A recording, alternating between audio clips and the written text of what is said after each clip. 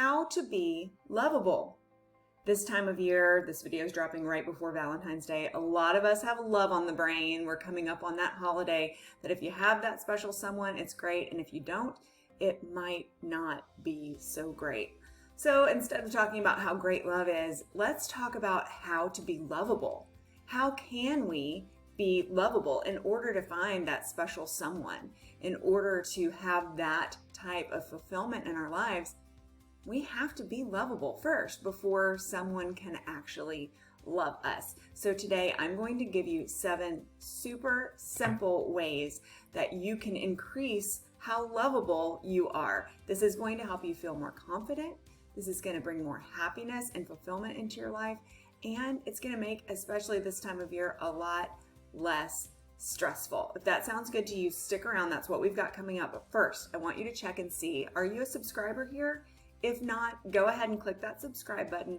And while you're at it, hit that little bell. That's going to give you notifications whenever you log onto YouTube that we have a new video like this to help you live a happier and more successful and lovable life. We'll be right back. GILD Coaching. More success, less stress. There are many different things that humans can be attracted to in another person. You might be into a certain hobby, for example, and if you find someone who's also into that, that could be a bonding point. But there are a few things that are universal for everyone, things that universally are attractive no matter what your preferences are, no matter what your gender is, no matter what religion or socioeconomic background you are. There are 3 things that really set you aside as someone who is lovable. And those things are being open, your openness, being vulnerable, and being confident. The issue with those things is some people have a big problem mustering those up.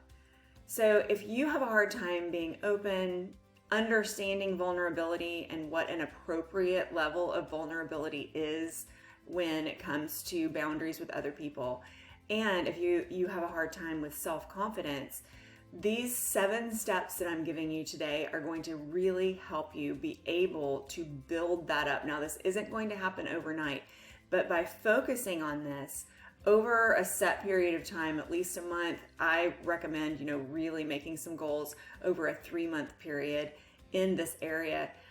You can make a huge difference. It's really all about your energy and the way that you present yourself out there, because it is up to you how other people perceive you. It really is.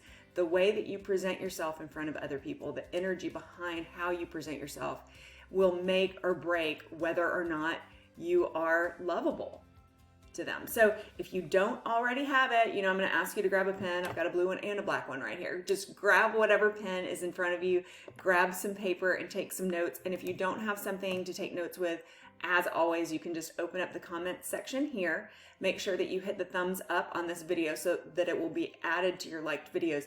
And then you'll be able to come back in and look at your notes and see where you are in all of this. All right, so if you're ready, and I've got tons of notes down here, so I'm going to be looking around. I don't want to miss anything for you today because this is a really important topic. I believe that everyone should have a level of comfort with their lovability. Okay, so first, you've got to love yourself. And a lot of people say, well, I don't love myself because I'm not attractive, or I'm overweight, or I'm not interesting, or I don't even know what I want anymore. Here's the deal. And I say this all the time to my clients, my mentees, you can't serve from an empty cup. So if you don't have it in you, then you can't give it. Well, love is kind of the same way. If you don't have it in you, then how can you expect other people to see that in you? If you don't start to focus on self-care and really building your confidence in who you are and how you are, why should anybody else be confident in who you are and how you are and confident enough to love you? You have to have that self-love piece in there in order for someone to attach their love to it. Otherwise, you are asking way too much of other people to love something that you don't even love yourself. The other day someone asked me to invest in a business. And I looked at it and started asking some questions because it was an interesting proposition for me. And then I asked the person, well, how much are you investing? And this person wasn't investing. And I said, well, why? If you believe in this so much, why aren't you investing? Oh, well, no, I believe in it. I'm just trying to get investors for it. And I said, well, you come back to me when you believe in it enough to invest in it yourself.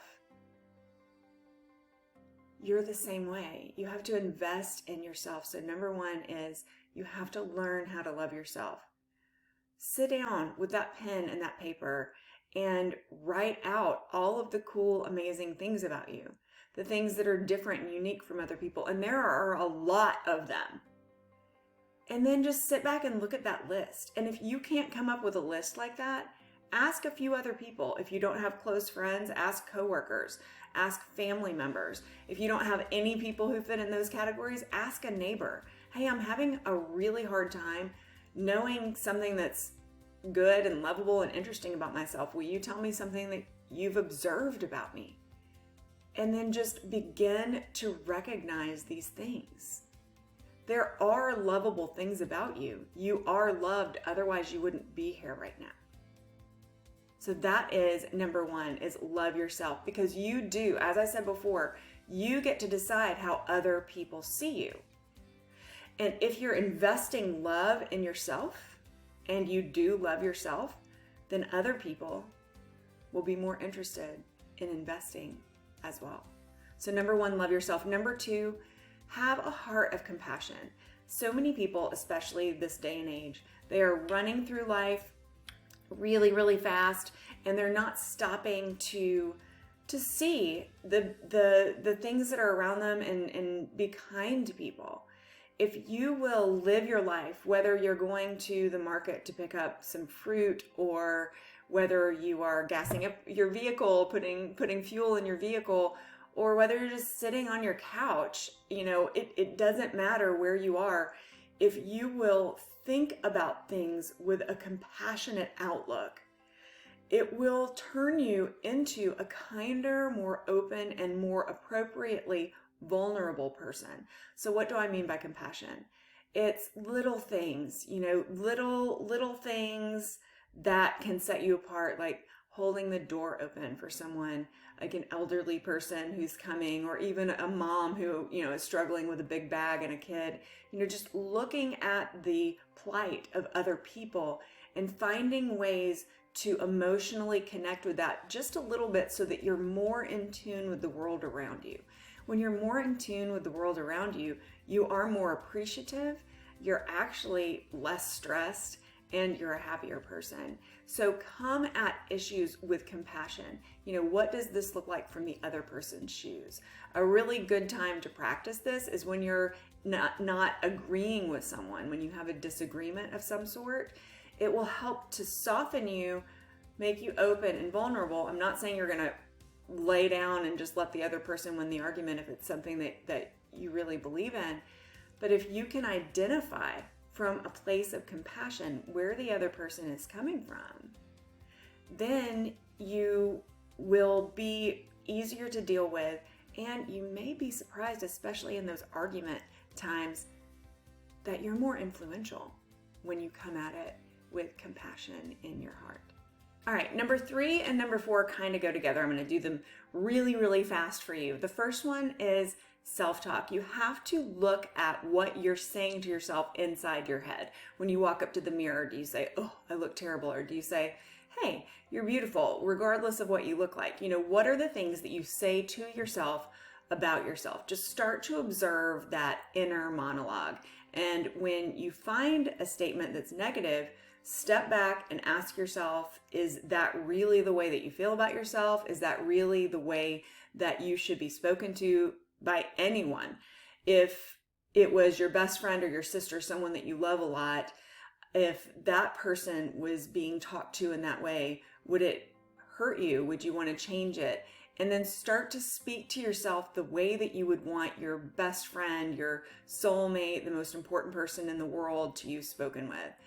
If it's not the way that you think would be appropriate for someone you care about to be addressed, then stop talking to yourself like that. Because when you're talking to yourself like that, you're beating yourself down, and that's hurting your confidence. So you're not doing anything to help yourself in the area of being lovable or confidence if you have negative self-talk. Now you can find, there's an entire playlist here on GILD Coaching's YouTube channel, and it has positive affirmations and guided sessions. So you can go in there, and I recommend that you listen to and practice the 10-minute I am affirmation on how to be lovable.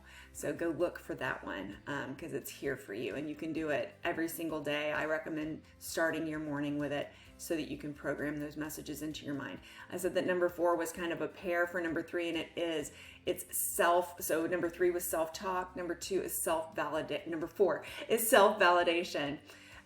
If you're looking for people outside of you to validate you so that you can have confidence, then you are never going to have confidence. When you start to shift that self-talk, build in some elements that tell you how great you are. At the end of every day, if you're having problems with self-confidence and you need validation, at the end of every day, you can pick up your pen, you can get a little journal, and you can just write down 1, 2, 3, just a few things that you accomplished that day that were good. Did you do something for someone? It doesn't even have to be anything big. If you smiled at someone and they smiled back, you brought sunshine and light and kindness into their day. Write that down.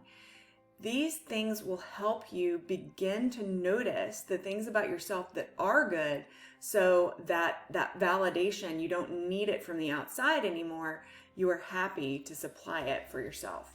All right, we have 3 more points. I'm going to go through them really, really quickly because I want to make the most out of your time. Number 5, it is relax.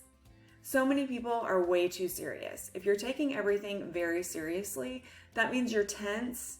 And who wants to love up on somebody who's really, really tense or anxious? So deep breathing. Breathing can help you, literally can help you release tension in your body. It will help you to relax and to stop taking everything so seriously. And that really goes with number 6. So 3 and 4 go together, that self-talk and the self-validation. 5, being more relaxed, calming down, not being so serious, also goes with number 6, which is allow yourself to be imperfect because you're human. And here's what I say to my clients and my mentees. Allow yourself to be perfectly imperfect. We all have our quirks. We all have the things that we're good at. We all have the things where we're not so great. And just recognize those things about yourself. If there's something that's important enough for you to change it. But otherwise, be okay with laughing at yourself. I mean, I laugh at myself all the time. My family laughs at me too with this. I put my cell phone down, and I probably lose my cell phone 4 or 5 times a day. And I do quite a bit of work through my phone. A lot of my activities that have to do with my profession, my business, are using my phone. And I swear, I just set that sucker down. I'll be doing something and I'll set it down and I'll walk away and I'm like, does anybody see my phone? And I'm so glad that we have the Find My iPhone feature so I can just have it ping and then I'll go find it. But, instead of being mad at myself all the time, oh, why do I always do that? I could either really, really focus on not doing it anymore or accept it. It's not important enough for me to really, really focus on not doing it. I'm busy and I have a lot going on. So, it's just part of who I am. It's just part of what I do. And I laugh at it. Perfectly imperfect. Oh my gosh, here we go again. All right. Oh, there it is. Little things like that. Are you habitually late? We do have a time management program that can help you stop doing that. But if that's something that you just want to accept about yourself, laugh about it instead of apologizing about it all the time. I don't know why I just can't look at a clock and pay attention, but here I am again. Start to be a little bit more relaxed with how hard you are on yourself. And then also just accept your cracks, accept your imperfections, because you are perfect in that you're exactly who you should be. Just accept that perfect imperfection. And number 7, this is so important. So, so important. Enjoy your life. And some people might be like, okay, I'd enjoy my life if I was lovable. All right, you will become more lovable if you will find a way to enjoy your life and find the beauty in the world around you. So here's an exercise that you can do. Let's try to do it 3 times. Let's try to do it during the morning hours, early afternoon, and evening hours. Stop. Practice a little bit of deep breathing. By deep breathing, I mean in through your nose, all the way down to your belly. Hold it for a second and then slowly release. You can do that several times. It just feels good. Gives you an influx of oxygen. So practice those 2-3 deep breaths and then just look around wherever you are and find something lovely. Find something that's funny or beautiful or different. Just observe. When you begin to observe your surroundings like this, you begin to soften, and that helps you to be more open. It helps you. Those 3 things I told you at the beginning are the universal parts of being lovable: vulnerability, openness, and confidence. When you begin to recognize the beauty in the world around you, then it helps you to enjoy your life more. It helps you to be a participant and an observer in your life. And when you're participating and observing, and you're noticing things that are beautiful, and you're noticing things about yourself that are good, and you're validating those things, your self-talk changes. All of these things start to get into line, and you will slowly feel your confidence start to build. You'll feel yourself softening so that you can be open, and you'll start to feel different people who now are able to approach you, and your relationships will grow and flourish, and you will be a happier person who is much more lovable than you were before. If this video has offered you anything that you've enjoyed, please give me a thumbs up. And again, check and make sure you're a subscriber, and if not, click subscribe, click the little bell, and I'll see you next time we drop a video to help you live a life with more success, lower stress, and more love.